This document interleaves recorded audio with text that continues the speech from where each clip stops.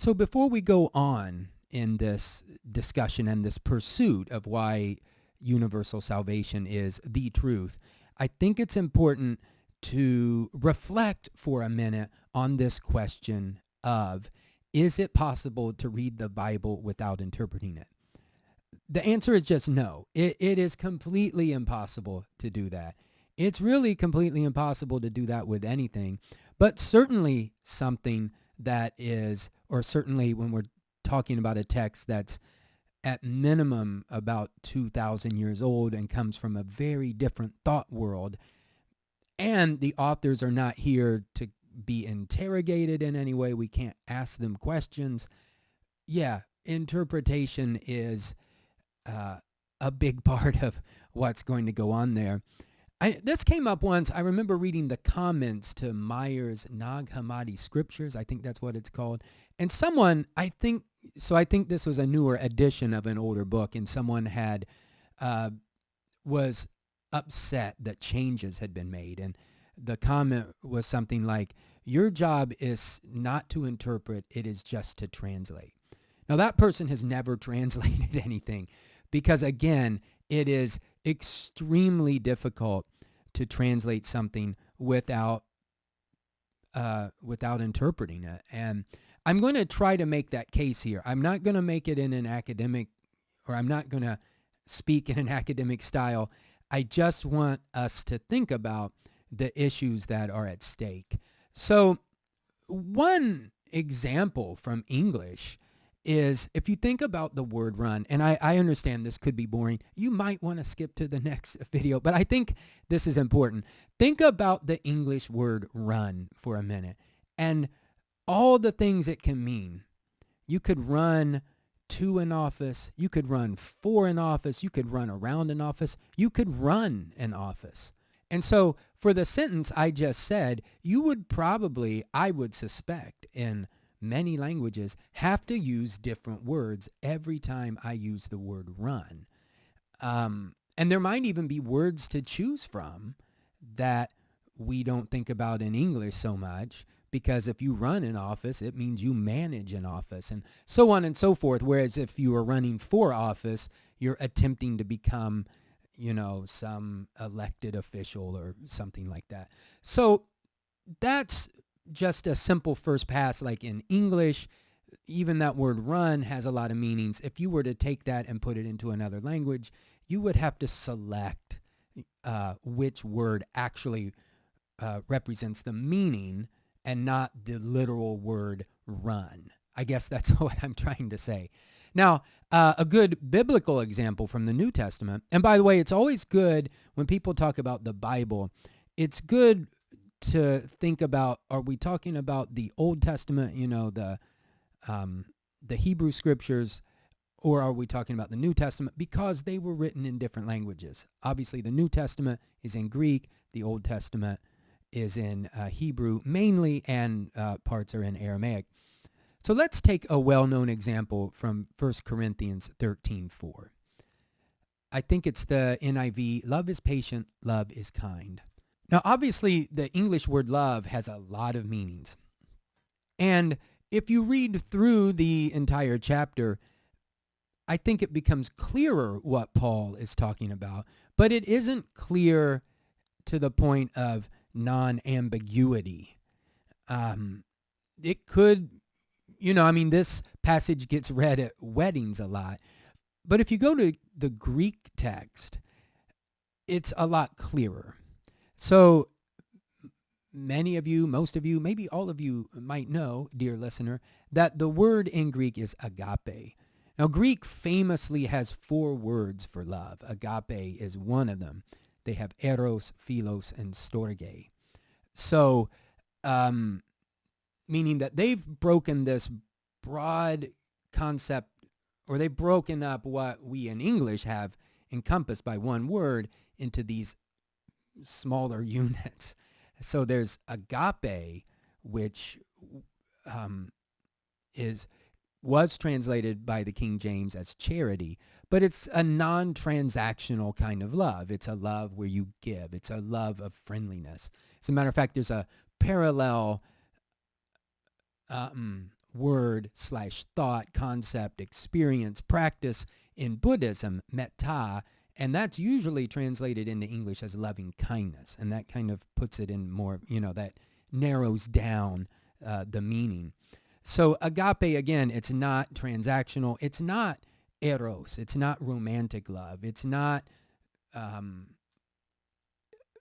it's not like the love you would have for maybe a family member or something. But I would say in that case, there's going to be some bleed. This charitable love or non-transactional love would be kind of like I don't think that would be completely different from the love a mother would have for her offspring. But I think agape is this sense that we want to just help everyone, not just an offspring. So that's why it could be different. And anyway, you can look into that on your own. And I've probably spent way too much time on this already. But the point is that it would be kind of ridiculous to say, well, I've just read 1 Corinthians 13:4, love is patient, and I don't need to reflect on it any more than that. I'm not interpreting it. Of course we're interpreting it. We have this broad word here that is not nearly as broad in the Greek. So now going back to the Greek helps us. It's not in and of itself obviously going to solve every problem that arises, because just like in the example of run, although I don't think run is ambiguous in that case, but ambiguities do arise in language. They do in normal, and if everyone involved is a native speaker of a certain language, ambiguities can arise. That's just part of communication. And of course, when you're speaking to someone, we can work to clarify. The problem is, in this case, we're reading something, again, that was composed roughly 2,000 years ago, and we're having to think about like what kind of thought world that came from, amongst other things. So what this is sort of leading up to is that in addition to saying that, well, I don't interpret the Bible, I just read it, people may be unaware of the doctrines that they have unreflectively imbibed, or that they unreflectively use as a lens to interpret. Now, sometimes the doctrine, people are maybe even proud of it, like Calvinism or something. Like it's a well-known position, and that they are clearly using that as a lens through which to read the Bible and interpret experience and reality. We could argue a little bit about how doctrine might have shaped the New Testament, but roughly speaking, I would say we have these writings and then the doctrines come later. That's sort of the rough model I'm using here. And all this is, again, leading up to this other point, that these doctrines and dogmas that people use, that we all use, sometimes I've heard them described as guardrails. So they're helping constrain the way we interpret the Bible. So certain people are going to be very clear and upfront about that. We might, in our pursuit of truth, have to take some of those guardrails down, or have to take them all down and just see what happens. Probably the response that you'll get from certain people is, but there's a danger in that. But you know what? There's a danger in everything. There's a danger in unreflectively accepting a doctrine because someone else told you it was right. So there's always going to be a danger. We have to be bold when we pursue the truth. And we have to believe that, I know this was probably anathema to certain people, but like the Quakers believe God speaks to us in our heart. You have to believe that God isn't out there just waiting to punish you. Now, I know that in itself is an interpretation, but, and I suppose if you do believe that God is just millimeters away from sending you to eternal torment and damnation, that's going to affect your behaviors.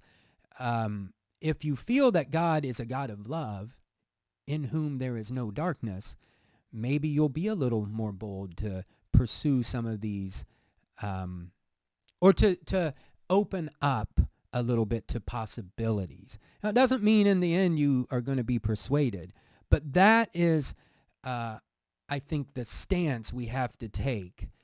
We don't want to just go to the Bible and say, well, the Bible talks about hell. And first of all, just like on a technical note, the Bible doesn't use the word hell. The Bible was not written in English. So it might use like a word Hades or something, but it doesn't use the word hell. Hell is an English word, and it might have the concept of hell, but that's really, and that's what we're going to get into next. But when we use the word hell, are we sure it's overlapping with the writers of the New Testament understanding of the word that has developed over 2,000 years? And I probably mangled that a little bit, but we have to be willing to engage this text with as open a mind as possible and see what is there. That's my plea, and that's my position.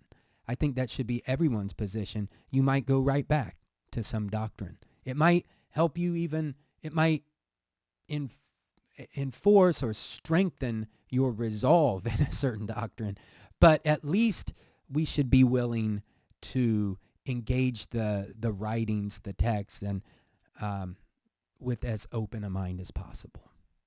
So on that note, peace.